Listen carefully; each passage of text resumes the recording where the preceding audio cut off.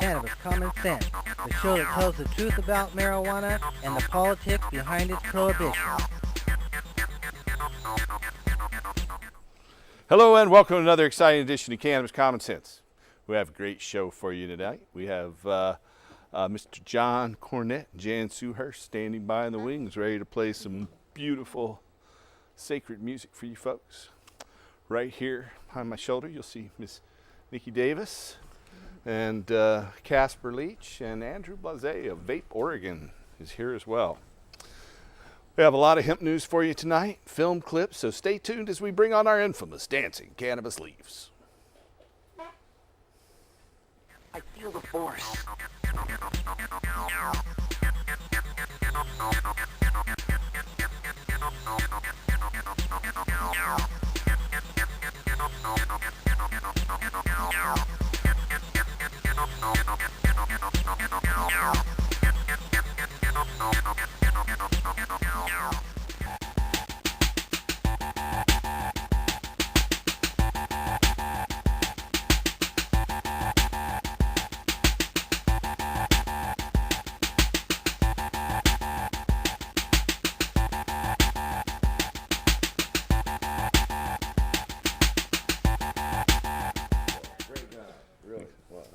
All right, our first story tonight is historic. It's from Uruguay, Montevideo, the capital there. Members of the Uruguay Senate approved legislation this week authorizing the license, production, and retail sale of cannabis to all citizens age 18 years and older. Members of Uruguay's House had previously approved the measure months earlier. The bill now goes to President Jose Mujica, who intends to sign the measure into law in the coming days. Once adopted, Uruguay will be the first nation in modern history to regulate the license, production, and sale of cannabis. President Mujica in a statement said, quote, "This is an attempt to bring an end to the illegal drugs trade by identifying the market and bringing it into the light of day," end quote. Uruguay's efforts are historic, but they're hardly an isolated event. In both the United States and abroad, public and political support for marijuana criminalization is collapsing, and rightly so. Under the pending law, residents of the South American nation will be able to legally purchase up to 40 grams of cannabis per month. Sales to non-residents will not be permitted. Price controls will be set, and the cost of cannabis available at state stores in Uruguay will be $1 per gram. The forthcoming law would also allow households to grow up to 6 cannabis plants each. It also allows for the establishment of cooperatives, which will be able to grow as many as 99 plants. Specific regulations overseeing the new policy are anticipated to be in place 120 days after this measure is signed into law. The possession of personal amounts of cannabis in Uruguay is not presently subject to criminal penalties. However, marijuana cultivation and sale are classified as criminal offenses. So we've got legal cannabis in a whole country, Uruguay, right there off of Brazil. Casper's excited. Operators of medical marijuana dispensaries here in Oregon will be required to register with the state, keep encrypted electronic records, and maintain 24-hour security beginning March 2014. The committee tasked with creating the state's medical marijuana dispensary registry finished its work on Wednesday in Salem, but one member of the panel predicted the program will fail because of inadequate staffing, according to reports written by Noel Crombie, the Oregonian. That fellow, Prosecutor Rob Bovett down in Lincoln County, is the one who's the fly in the ointment. I had debated him at the Eugene City Club over Measure 80 last year, and he claims to be for marijuana legalization, but he's not honest. Anyway, the group that crafted the new regulations for medical dispensaries has been meeting since September to create rules around background checks, testing for potency and contaminants, and security requirements. A 30-page draft of the rules gives us the specifics of how dispensaries will legally operate. Back in 1998, Oregon voters made Oregon one of the first states to allow cannabis for medicinal use. The Oregon Health Authority will be going over the proposed rules, and there will also be a public hearing around the state before they're finalized next year.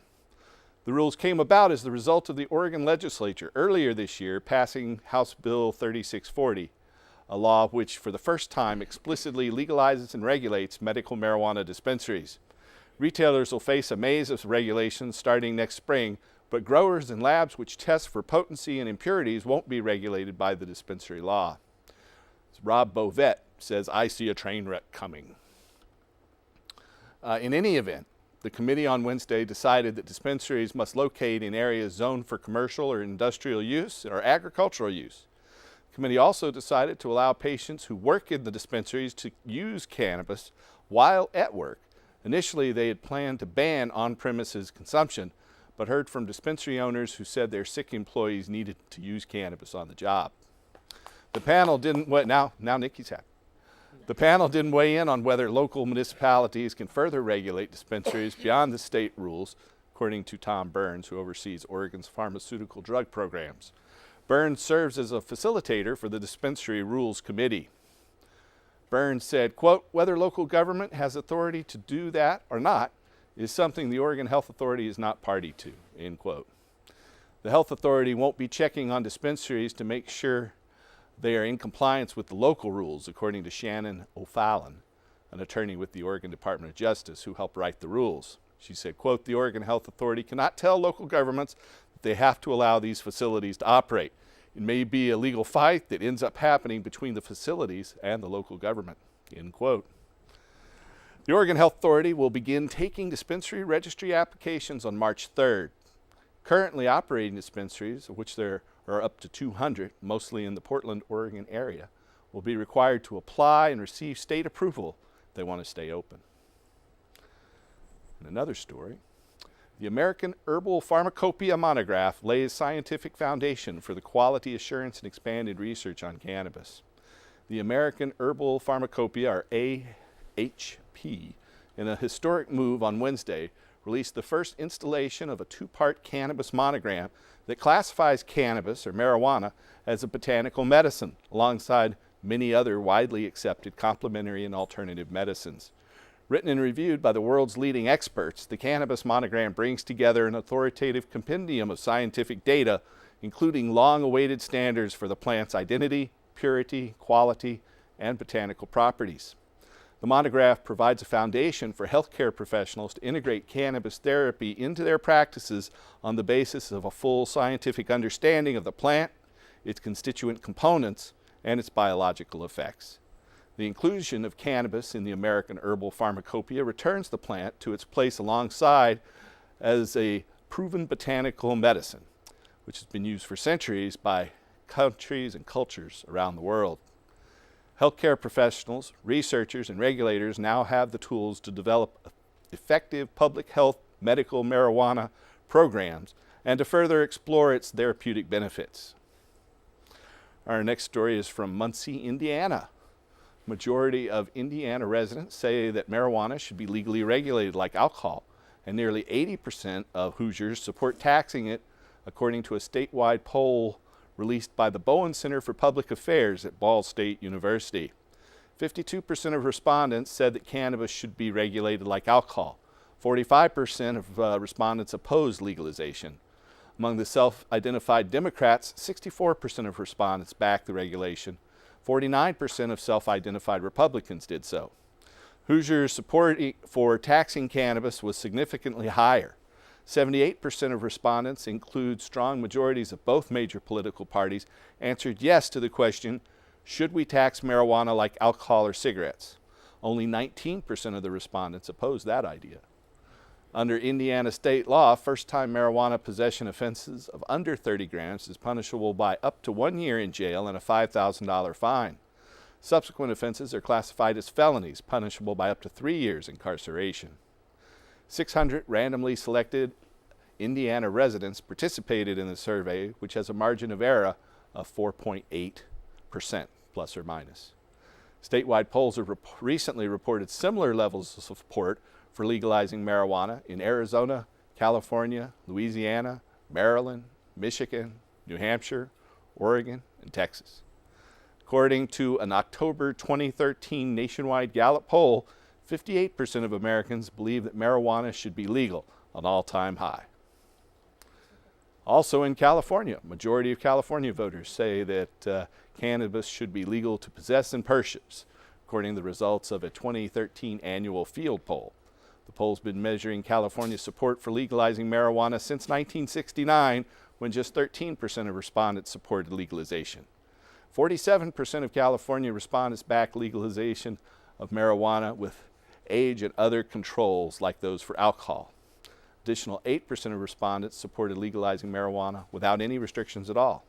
And only 31% said they supported strict enforcement of the present laws or tougher laws against cannabis.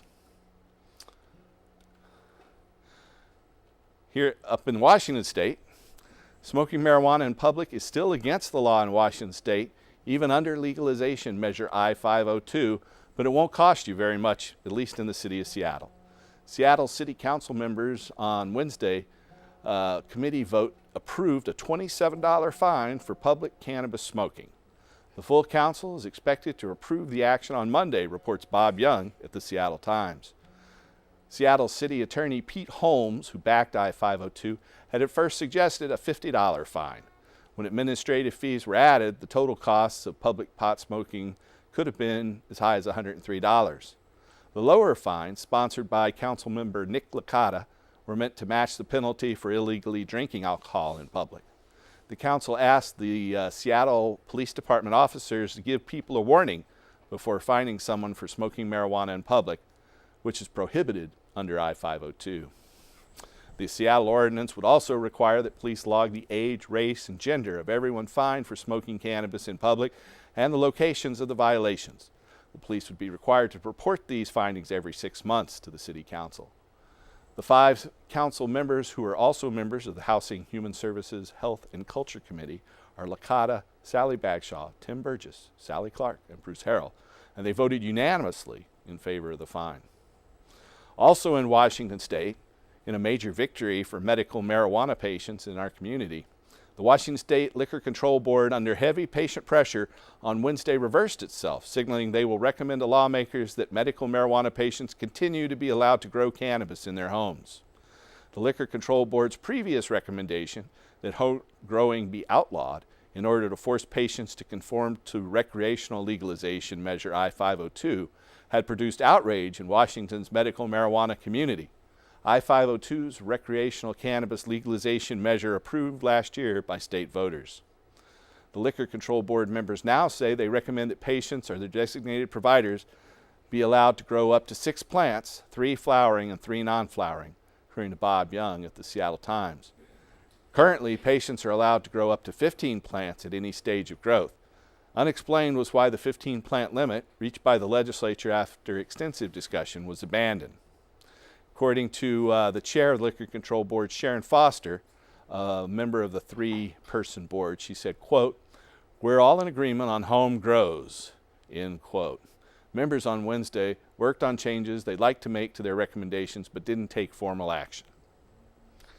In the other legalization state, Colorado health officials want to reduce the fee from $35 a year to $15 a year for licensed Colorado medical marijuana patients. The move could impact how many people remain as patients after recreational cannabis sales begin in January. The proposal, set to be heard by the Colorado State Board of Health next week, would take effect in February, according to John Ingold at the Denver Post. The reason officials are looking at lowering the fee is that the state fund that pays for medical marijuana patient registry is making lots of money. It currently has more than $13 million in cash. But the fees aren't supposed to be generating profits for the state. The program's just supposed to pay for itself. According to Roy Hyman, who oversees the patient registry as part of his job with the Colorado Department of Health, he said, quote, "We're required to evaluate our costs and revenue each year and adjust the fee as appropriate," end quote. Lowered fees could mean more people decide to remain in Colorado's medical marijuana program even after recreational sales begin January 1st. Patients won't have to pay the steep sales and excise taxes Colorado voters approved for recreational marijuana. They're also allowed to possess 2 ounces of marijuana instead of just 1, like recreational or social users. There are currently almost 113,000 medical marijuana card holders in Colorado. That's down from close to 200,000 a couple years ago. Out in Lansing, Michigan, the Michigan House of Representatives on yesterday, passed legislation to allow medical marijuana dispensaries as part of the state's medical marijuana program, as well as a bill allowing the sale of cannabis-infused edibles. Dispensaries had operated in the state until the Michigan Supreme Court ruled in February and allowed county prosecutors to shut down the shops as public nuisances, according to reports from Jonathan Ostings at MichiganLive.com. A bipartisan bill introduced by Representative Mike Callan, a Republican from Nashville, Michigan, approved Thursday on a 95-14 vote, would allow the return of dispensaries, calling provision centers in the bill, but would allow cities to ban them. Dispensaries would be required to provide test results showing the marijuana they sell is free of contaminants. Edibles would have to be clearly labeled. Michigan's House Bill 4271 would also allow bans on premises growing or the use of marijuana at the shops, and would prevent dispensaries in Michigan from opening within 1,000 feet of schools. After getting input from municipalities and law enforcement, Calton said those groups no longer oppose the bill, which he said is a way to improve safe access and patient care. Calton said on Tuesday, quote, "If you get your recommendation from a doctor, instead of waiting 4 to 6 months for someone to grow plants for you, you may be dead by then. You'll be able to go right away to a provisioning center and get the medicine you need," end quote. Well, amen to Representative Calton. In New York City, Brooklyn State Senator Liz Krueger on Wednesday joined elected officials and leading advocates on drug policy and criminal justice reform to announce her introduction of New York State Marijuana Regulation and Taxation Act, or MRTA, at a press conference on the steps of New York City Hall. New York Senator Krueger followed fellow elected officials and experts in drug policy and criminal justice will be on hand at that press conference and has moved that forward. If passed, this legislation would make New York the most populous state in the country to legalize, regulate, and tax marijuana for general use. It has to go before the New York legislature in Albany, though, so that's not going to happen tomorrow. Anyway, that's the end of our Hemp News segment. We're going to jump over to John Cornett and Jan Sue Hurst. How are you folks tonight? Really good, Paul. How you doing, brother? Very well, very well. That's good news. We got a new song. You know that last week? They're talking over there. We're going to go ahead and start this song. This song is called Cannabis, the Tree of Life.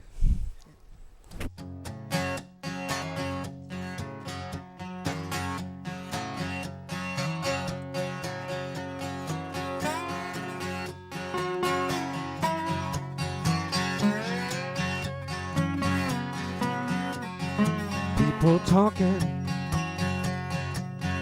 prohibition has to stop. Children dying while we legislate the crop. Cannabis is the tree of life for me. Cannabis is the tree of life for me.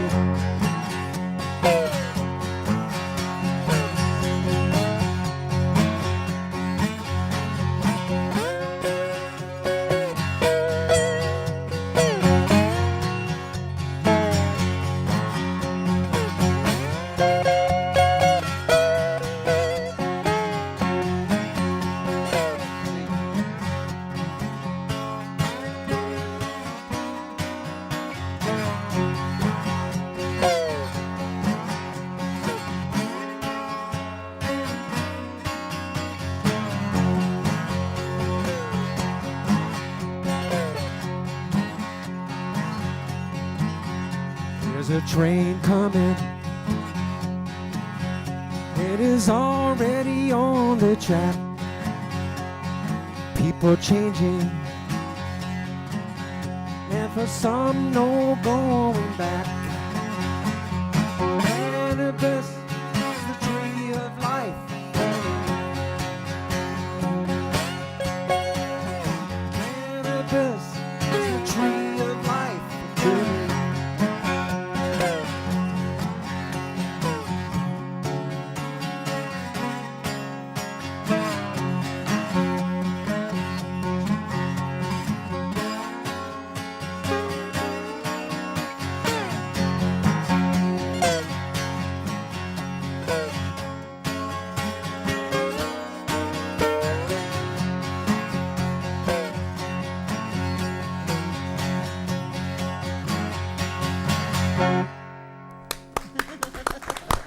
All right. Thank you very much.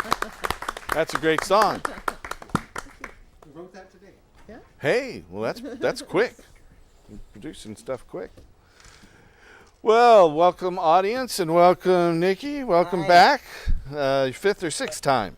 I don't know. I don't know stopped right now counting. either. Still nervous, And but stopped counting. hey, Casper, and Andrew Blazy. Blazy. Okay, so you aren't blazing though. You've got Vape Oregon, so you're advocating vaporizing. Yeah, vaporizing. And so is that one of your little units there? Yes, this Not is so little. our variable heat control wax pen. And this- so what do you do with that thing? You can use it for oil, wax, or liquid. It's got a little cup there, so you don't want to spill it, I take it. No, it doesn't really spill. Like most oil is just really thick enough so it won't really spill too much. You don't really want to keep it on your side. That's what the stand's really good for and everything too. I So, see.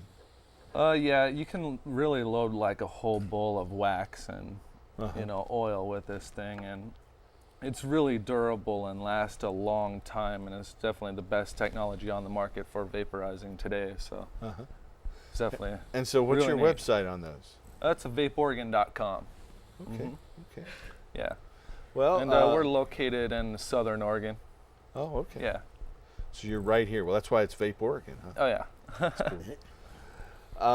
We are live. It's Friday the 13th of December. And if you have a question or comment for us tonight, you can call us at 503-288-4442. That's 503-288-4442. If you have a question about ending adult marijuana prohibition, restoring industrial hemp, or helping medical marijuana patients, then give us a call.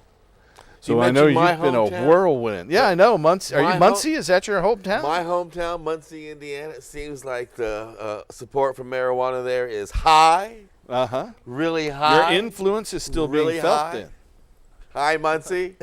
We're really high. Anyway. You are? Oh, and I want to remind every member of the DEA who's watching who might need medical marijuana. 30 minutes after I'm out of bed, I've smoked so much marijuana, I am a cannabis-infused medible. I see. Seriously, So- think about that. You are on with a whole bunch of different things going on Thank you again, so Nikki. You've much. got lots of things going on. Where do you want to start? I would love to start with the foster youth program. I think that we don't talk enough about outreach in our community, in our 420 community. And I think that this is a must thing for all of us to do. It doesn't take much. People always think it takes a lot of money to do and support foster children or a facility, a mission, different things like that. And it really doesn't take that much. It just takes your time. And in this community, we have a lot of that. And we give our time to a lot of things that are unnecessary. Speak for yourself. I am speaking for myself, but I have very limited time, as you all know.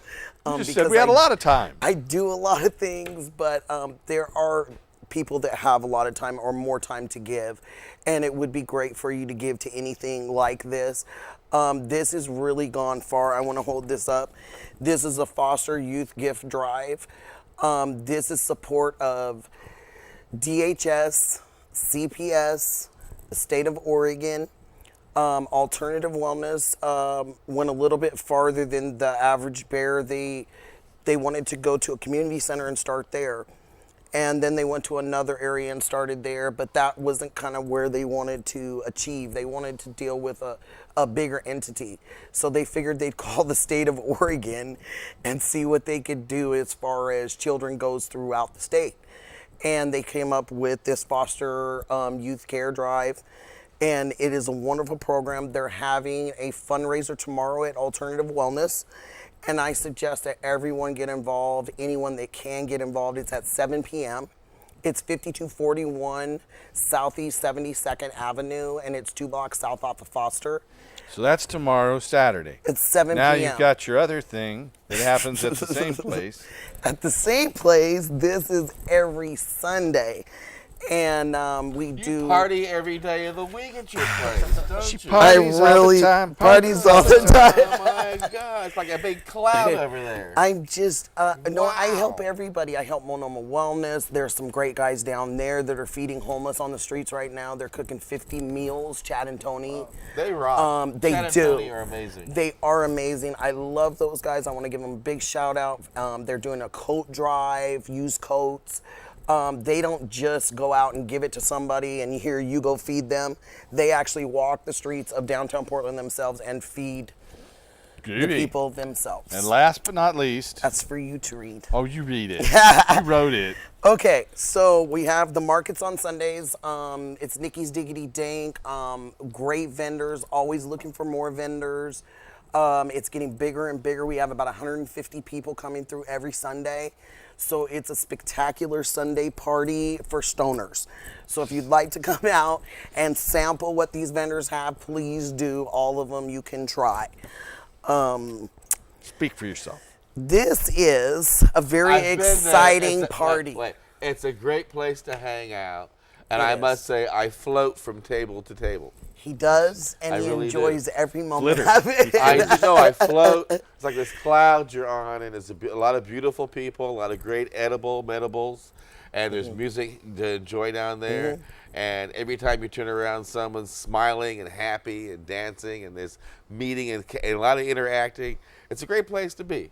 I think a lot of people, we all have our troubles outside the door. So I think when you go to a place like that, and I'm so glad to hear about the smoking kind of staying put at this point, because when you go to places like this and facilities like this, you need that outlet. You don't want to take in all the drama and all your bills and everything. You want to go somewhere where people are friendly, Everybody happy. knows your name. Yeah, really. And it's not called Really? Cheers. Right. Well, you know what? But, we you just know. happened to have a video that we're going to run by, it's a film produced about a decade ago called Grass. And Nice. it's produced by Canadian filmmaker Ron Mann, documentarian. And it is narrated by Woody Harrelson, who Hi, Woody. appeared on that show, Cheers. And I even gave me a yoga lesson on his roof in Beverly Hills one time. That's a long story. Anyway, here's a little excerpt from Grass. Themselves. Campaigning tirelessly, he lobbied each state to sign a joint agreement to commit state resources to fighting drugs. But only 9 states signed on. The other 39 viewed it as federal interference in their affairs. It was a major defeat for the young drug commissioner, but he wasn't the type to give up.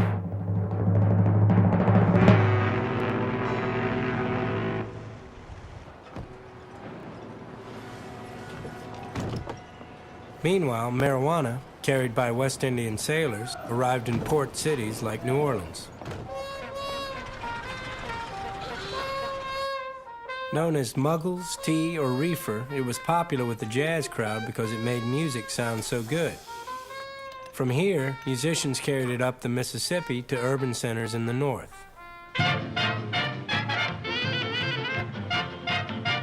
Have you ever met that funny reefer man? Have you ever met that funny reefer man? If he says he swam to China, wants to sell you South Carolina, then you know you're talking to that reefer man. Have you ever met that funny reefer man? Oh, that funny, funny, funny reefer man. If he trades you dimes for nickels, he says watermelons are pickles. You know you're talking to that reefer man. Or have you ever met that funny reefer man? Oh, that funny, funny, funny reefer man. He smokes a reefer, he gets high, then he flies to the sky. That funny, funny, funny reefer man.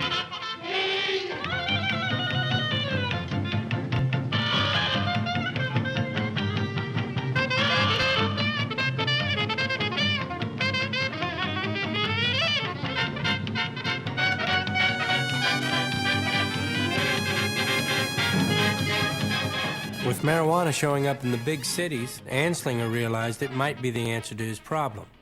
If he could persuade white America that marijuana was a deadly menace, frightened voters might push their state legislators to sign on to his Uniform Narcotics Act.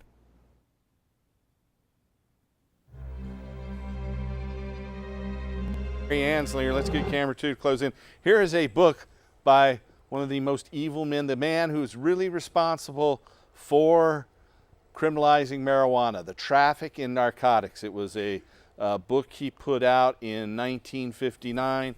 There's his ugly mug, and he actually autographed this version. You can see here he says, he writes a little thing to the Treasury Secretary, his boss and friend, sincerely, Harry Anslinger. Wow. So this is a collector's item, obviously, but I consider him one of the evil people, especially in the history of cannabis.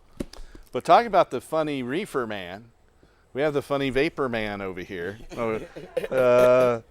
Tell us a little bit more about your device. We had some people in the studio saying they wanted you to demonstrate it here in the studio, but I'm afraid they might shut our TV show down if we do that. Oh, yeah, so yeah. We don't want to do that. We'll have you demonstrate it after the show. Yeah, yeah. Well, you can get different attachments for this and everything. And this is like a liquid attachment you can get. And a lot of people will have like e-liquid and everything. And you just squirt it right there in the tube. So you put the liquid in there, and that keeps it in the heating And then element? we have the dry herb, you know, just for the cannabis, raw cannabis and everything. And then we have the... So that works with raw cannabis as well? Not this attachment, but it pretty much looks exactly like this. We don't have a different it right attachment now. for It's raw all cannabis. sold out at the moment and everything. How long does the oil last? When people usually dab, they usually load like about 1/4 a gram and everything, and you'll take that down in one hit. With a vaporizer, it'll take you about 3-4 hits to take that much. Okay. And you'll get more beneficials because you're not, you know, combusting, you know. So maybe 12 to 15 hits per gram or something like that. Yeah, yeah. And you're talking or about more. waxes Probably like at that per point. gram, you'll get about 20 to 50 hits per gram. I see. You know, I you'll see. definitely conserve, you know. And the question... And it really, really does just the same. Like 2-3 hits really does the same, and you're saving the amount of oil and or wax that you have and everything. And the question we always ask, you know, something like this, of your favorite toy is, how long does the battery last? The battery lasts about, I'd say, a good connoisseur or someone that smokes a lot or vaporizes a lot. I'd say a good 3 solid days if you constantly use it. Like at Hemp And it's Stock, rechargeable, right? At Hemp Stock with everybody like trying it, all the customers and everything, it would last me through a whole day, and that is everybody. You know, and it's a sampling. rechargeable battery? Yes, it's a rechargeable. It comes with your wall and USB charger on that necklace, so you can carry it around and be more private. And, I see. You know. I see. And then it comes with a silicone stick-free container, little keychain dabber tool to And get the wax out and everything. How much does that in the unit case. cost? Right now it's retailing at $59.95. Not too bad. Mm-hmm. Not too bad. Definitely. We are taking your phone calls tonight, and we have a caller who's been patiently standing by. Let's introduce our caller. Welcome to the show, caller. Hello, caller. Calling to voice my support. I am visiting from the southeastern U.S. As some of your viewers may know, it has some of the harshest cannabis laws, and I am just astonished at how much freedom. I'm sorry. Yeah. Yeah, freedom. We're trying to reestablish freedom here in America. It's amazing, you know. I understand. I grew up in Texas and North Carolina, and so I visit back there periodically. But freedom's coming back to America. Stay tuned. Yeah, and a country where the government doesn't think you should have a rifle, but by golly, they need a tank to direct traffic, right? Give the police department a tank. Some of those SWAT teams have that and more. Wow. Well, welcome to the Great Northwest, and I hope your stay is fun and enlightening. Thank you. You're welcome. If you have a question or comment for us tonight, you can call us at 503-288-4442. If you know anyone around the country who wants to watch the show, we stream live on Ustream.tv. You can watch it on Ustream.tv. The audio portion's going out on Casper's Time for Hemp network on iHeartRadio. And you can see past shows on YouTube. We have hundreds of shows on YouTube. If you've got lots of time. Hundreds. I think this is show 715 or something like that. Really? Yeah. So Really? 714. Close. No cigar. Okay. So we also are currently circulating 2 petitions that would legalize marijuana and end marijuana prohibition. One of them, Initiative 21, is a constitutional amendment with 2 short sentences. It says adults can possess, use, and grow marijuana and its derivatives, and that the state can regulate those for public safety. So we are circulating Initiative 21. We have a little over 20,000 signatures on that one right now. We also have Initiative 22, the revision of Measure 80 last year, the Oregon Cannabis Tax Act that got 47% of the vote in the election last year. We're up to about 17,000 signatures on that right now. We need to turn in 87,000 valid registered Oregon voter signatures by next July on Initiative 22, and 116,000 registered Oregon voters on the constitutional initiative, Initiative 21. We need your help to do that, so please go to our website. You can print out the single petition sheets, or you can come into our office at 2712 Northeast Sandy Boulevard, or give us a call at 503-235-4606. Go through our web portal at hemp.org or our political site at crrh.org and get involved in our movement to end marijuana prohibition. We've had a number of interesting developments over the past week. Senator Floyd Przansky here in Oregon has introduced a bill for the special short session that would refer a constitutional amendment to the vote next year, much like our Initiative 21, at least in its initial form. So we'll see how that goes. And so we'll see if they actually refer it. Maybe we won't have to put 21 up for a vote and we can just put 22 on the ballot. So stay tuned. So Nikki, you had something else you wanted to announce? Oh gosh, what else? New Year's Eve. If you're looking for a place to go for New Year's Eve, Real One, our hemp stocks own, is going to be in town, and he's going to be performing at Alternative Wellness Center. Happy Daddy Products is going to be sponsoring the New Year's Eve. They're calling it their New Year's Eve Smokeout. And we've got Gil Gates. My nephew's going to be here from Las Vegas. He's actually a hometown kid from here in Portland. And it's going to be a really great time, and I hope to see everybody out. There's a door fee on it of $10. It starts at 8 p.m. and goes to 2 a.m. So I really hope to see everybody out there. We have a chocolate fountain, medicated chocolate fountain that's going to be donated. For medical patients only, Medical right? patients only. You have to have an OMMP Oregon patients, card. Yes, please. We have a capacity right now, I think, around 200. So we're going to... The first 200 will be the ones partying, but it's going to be a great time, so I really hope to see everybody out there. So New Year's Eve, if you need any information, you can give me a call, 971-888-4392, and I'd love to hear from you. Thanks, you guys. Well, you'll find me by the chocolate fountain. I know I will. New Year's Eve at the Nicky's Diggity Dank with my medication in one hand, chocolate in the other. All right. It's a good combination. So again, if you have a question or comment for us tonight, give us a call at 503-288-4442. And we have a comment from our studio audience member. You are welcome to come down and participate in our studio audience. Just about every Friday night. We'll be live on next Friday night, the 20th. We will not be here for a couple of weeks after that. But we'll be back in the middle of January. But go ahead, LK. Hey, Paul, thanks for what you do, guys. Hey, love I'm it. sitting here looking at this young man's T-shirt with the picture of Mark Emery, which made me think about the tour that we're doing to raise funds for the prisoners of this war on drugs. So if you're in Arizona and you're a normal chapter that would like to host, we're looking for places in Arizona and New Mexico. So give us a call. Check us out at the Cannabis Common Sense Tour website, and hopefully we can What's get that some URL? Stuff. Cannabis Common Sense Tour. .com? .com. Yes. That makes sense to me. I like that name.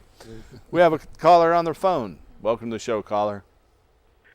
Hi, yeah, I was calling. I don't understand the new dispensary law. I called OMMP and they said the dispensaries aren't legal right now, and they said they wouldn't be legal until next year, and I was wondering what should I do? Well, I think you're safe definitely visiting the dispensaries, whether they're legal or not. They operate in a gray area, and so they don't have regulations that regulate them currently. So you have to be careful, I guess. There will be regulations in place come next March. So they are operating. They're out there. They kind of push the envelope to open up. And so the regulations are being developed. A news story I read at the top of the hour talked about that. They just came out with some draft regulations. There are going to be some public hearings on those regulations, and they will go into effect in the spring. But until then, there are dispensaries out there, obviously. I see a new one almost every day when I drive around here in Portland. And, you know, Nikki is obviously talking about one. There are 200 all across the state. They have arrested some outside of the Portland area.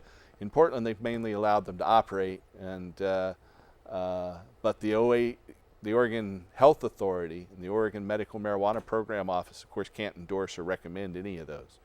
But if you're looking for a license to get involved, you're going to have to wait until those licenses get issued in the spring. But in the meantime, if you're a patient looking for access, they're available, and you just have to go out there and find them. Okay. Thank you. Can I make a suggestion? Go right ahead. I suggest too that a really good source is Leafly or Weed Maps.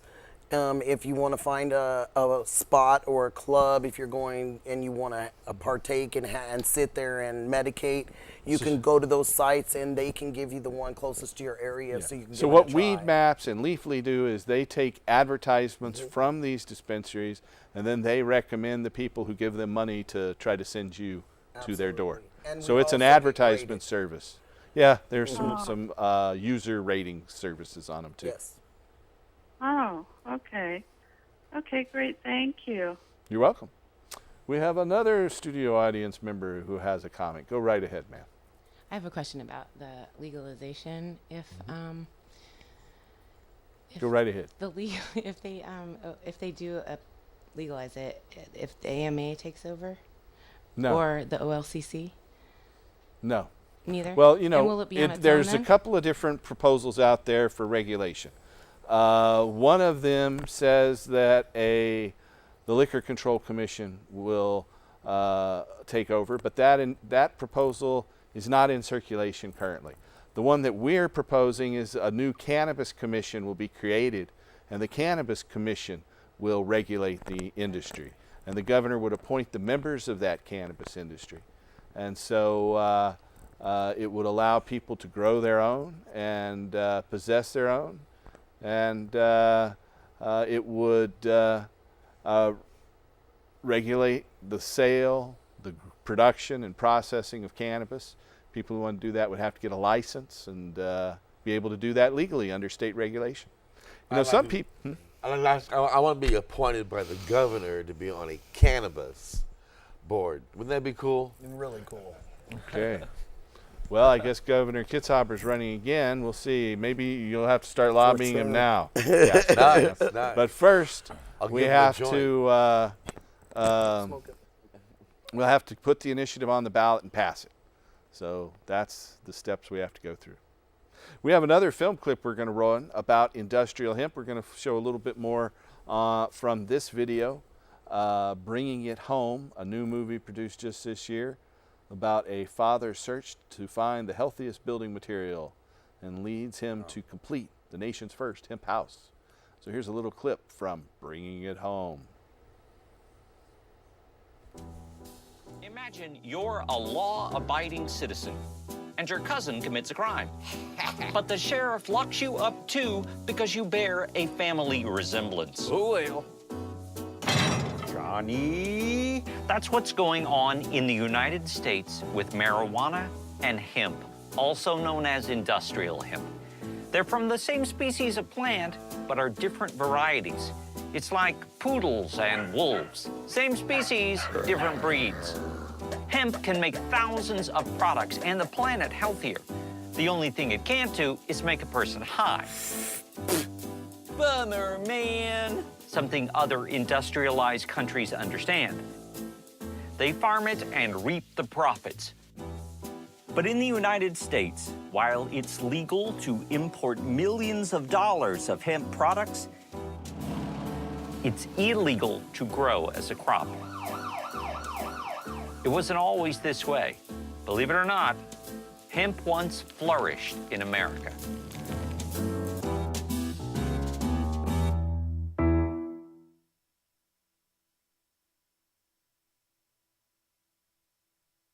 When I started designing this home and started to look and to specify materials, basically just went on a worldwide search for find materials that I felt comfortable with that met my standard. And that standard would be in reference to my child, who is a 9-year-old disabled little girl that has some fairly extreme chemical sensitivities. Russ and Karen Martin, who we designed and built the very first hemp house in the United States for, their number one thing was they wanted it to be beautiful, they wanted it to be healthy. But they had no idea that I was going to hit them over the head with what I was getting ready to propose to them. They'd never heard of hempcrete. Once I started to tell people that I was considering using this for a building material, it really became a joke. I became the hemp guy. There were jokes from the local media about, you know, if the house goes up in flames, the whole city's gonna have a big party. There were some comedians on national TV that made some jokes about the home that we had built. I just read about a company in North Carolina that builds houses made from hemp. That doesn't sound like a housing plan. That sounds like a weird version of the Three Little Pigs. Like, I'll huff and I'll puff, man. And then we'll totally listen to some Grateful Dead bootlegs. It's gonna be really cool, man. But, you know, all joking aside, all it took was 5 minutes of time doing a little bit of research to realize that, you know what, this plant is really amazing and it could hold so many different positive things for our life. And, you know, I was willing to take that leap of faith. And it really wasn't a leap at the end of the day. It's just a plant. There are a whole host of lawful and helpful pharmaceutical products that enable people to cope with their pain. Many of those products are opium-based products. Recognizing the benefits of the products, there's no one who would suggest that we should start cultivating opium poppies here in this country. Is much like the poppy scenario, how you have the poppy plant that has high opiates and you have the poppy plant that goes on your muffins. That poppy plant still has trace amounts of opiates, but it's so low that it's not psychoactive. You're not gonna get the opiate high. Cannabis has the same structures in it, where you have marijuana that has high THC, high psychoactive, that type of medicinal attribute, and then you have hemp that's low THC, which is much like the poppy that's going on your muffin. It's still there, but it's at such a low level that it's not psychoactive in the body. Hi, Grace. How are you today? Good to see you. Right, so that's an excerpt from Bringing It Home. It's a video out there. You can find out more about it at Bringing It Home Movie, bringingithomemovie.com. We have a number of hemp items here we're going to talk about. Here is hemp twine, and then here is a hemp oil. This is the oil, and here is the hemp twine coming out of the hemp oil, making a flame. And this demonstrates how hemp can be used for energy. The same way that we're burning it here now, you can pour this straight into any diesel engine, turn the key, and drive, and you will have cannabis energy. It won't be a drink, but it'll be cannabis energy. And so that's the whole reason marijuana is illegal. The petrochemical, pharmaceutical, military, industrial, transnational, corporate, elite, fascist, sons of a bitches gave us this terrible law by renaming hemp and cannabis and calling it marijuana to play up on racist hysteria. Yeah. And they gave us prohibition, the bums. And so we have to work real hard and, educate people to try to change that. Right here is a very nifty Eli Lilly bottle. Maybe you can close in a little tighter on that camera too. Drop the, there we go. Yeah, there's Eli Lilly. It's got a nice label on the back too. You can see there's a little picture of their pharmacy in Indianapolis. And then right next to it, we have this from Sharp and Dome, a cannabis product. Here is a corn plaster, Seaberry. Seaberry became Seaberry and Johnson, and then they became Johnson and Johnson. And here is a Johnson and Johnson plaster. You can see this was on a cloth backing. It was cannabis and aspirin mixed together, and you'd put that right on your skin if you had psoriasis or bruising or it burns, and it would be a very useful topical medicine. So you can see the baby oil people and the baby shampoo people. You trust Johnson & Johnson, right? So here it is, Johnson & Johnson. They had cannabis products too. You know how they made it illegal were with things like this. This is a book. And you can see right here, it says, on the trail of marijuana, the weed of madness. Close in on that. The weed of madness. See, that's what they said. It would drive us crazy, and we go crazy and kill our family and friends. So it was this kind of propaganda that led to cannabis prohibition. So this is just one of the instances. And we also had that horrible guy, Harry Anslinger, writing books. The same autograph, Harry Anslinger book. Okay, that's enough for show and tell tonight. We're closing down pretty quick here. We've only got about 4 minutes left. Awesome. So, tell us about Vape Oregon again. One more time, real quick. How can people find out about it? Go to vapeoregon.com or our Facebook, Facebook/Vape Oregon, and we have discounts for OMMP patients. Just type in OMMP on the checkout on our website, and you'll get a 10% discount. And yeah. All right. And Nikki, anything you want to say in closing? I'll see everyone at the market on Sunday, 10 to 7. Great vendors. All right. And that's your farmers market where they can meet their growers. Nikki's Diggity Dank. And I'm on Facebook. I would love for you to come in, Facebook friend me. See you guys there on Sunday. And Casper? We have 25 hosts producing 30 programs around the clock at Time for Hemp Broadcasting Network at timeforhemp.com. Please tune in and find us. We're on iHeart, iTunes, SoundCloud, Tumblr, all over the internet where people get together and like to take time for hemp. And that's how we're going to end prohibition globally, is by becoming such a voice that you cannot ignore us. And we have 2 initiatives out there. Again, we need you to get involved in our initiative campaign. Give us a call at 503-235-4606 or go to our website, crrh.org, or our web portal, hemp.org, HEMP.org. Or come into our office at 2712 Northeast Sandy Boulevard and help us put these important issues on the ballot. Also, if you're looking for a doctor who can help you get a medical marijuana permit, we have doctors all across the country from Maine to Hawaii who can help you get a medical permit. You can call our office at 1-800-723-0188. That's 1-800-723-0188. We're going to go out on some more fantastic music from John Cornett and Jan Sue Hurst. I want to thank you folks for watching. Tune in next week. That'll be our last live show of the year.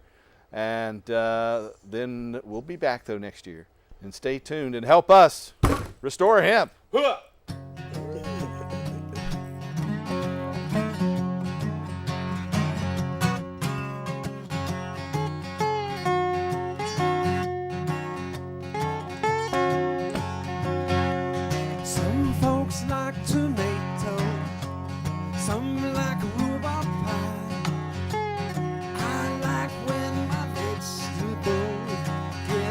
a little high.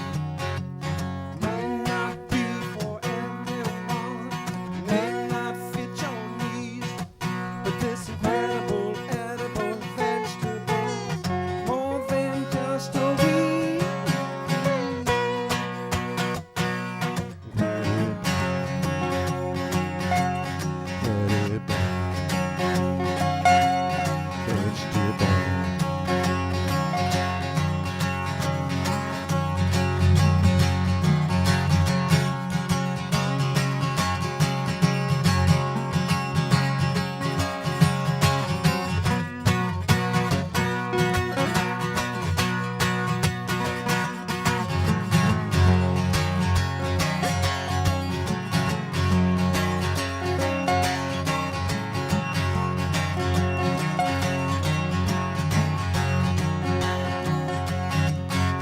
Seven is the number of God. 6 is the number of man. Miracles, deceptions, carved in graves.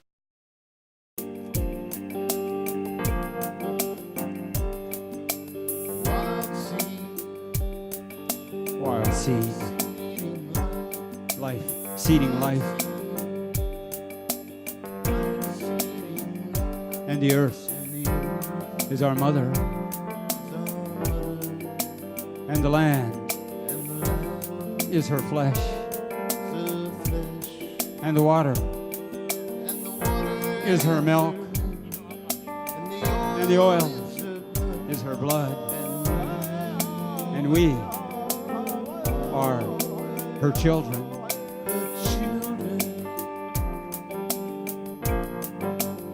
In this land we come from, of this earth we're made of, with us as future ancestors, given responsibilities to live. We are the future we bring. If we don't take care of the land, how can the land take care of us? Same with sky and air we breathe. Today is time to remember tomorrow, and the reality of we reap what we sow. The reality of land and life is in the seed. Seed has memory of life. Wild seed memory, keeping alive, up close, face to face with the destroyers and their synthetic seed without memory. Toxic planting poison in earth and minds, disregarding well-being for maximizing profits, abandoning the children to massive debt, making the price